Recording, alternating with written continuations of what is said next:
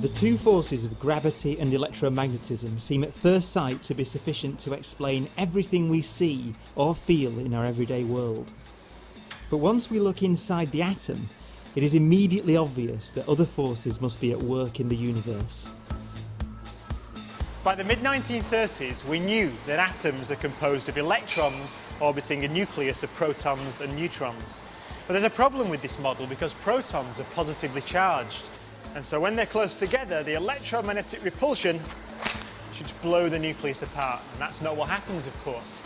There must be another force many times stronger than electromagnetism that glues the nucleus together. And that force is called the strong force. The strong force is not only responsible for holding the nuclei of atoms together, and without that, every atom in the universe would just spontaneously explode. But it's also, and this is quite interesting, responsible for 98% of nuclear mass. That means 98% of my mass, your mass, the mass of the sun, the mass of the Earth. And we don't quite know exactly how the strong force generates that mass. And so we want to study that in more detail. The discovery of the strong force was a giant leap forward in our understanding of nature. But there were still phenomena that we couldn't explain.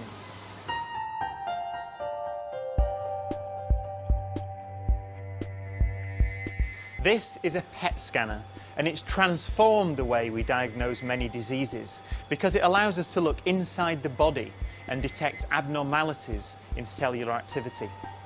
Machines like this were developed as a direct result of advances in particle physics.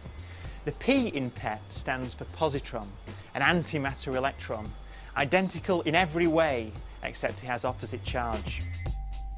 Positrons or electrons are emitted from the nucleus in radioactive beta decay. And that's a process that baffled physicists throughout the early 1930s.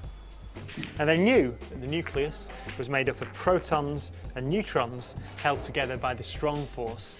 And they knew that beta radiation came out of the nucleus. They also knew that beta radiation was comprised of electrons. So where did the electrons come from? It was the Italian giant of science, Enrico Fermi, who finally solved the problem. In 1934, he proposed that there's a weak nuclear force that can convert protons into neutrons or neutrons into protons, at the same time emitting electrons or positrons and neutrinos from the nucleus.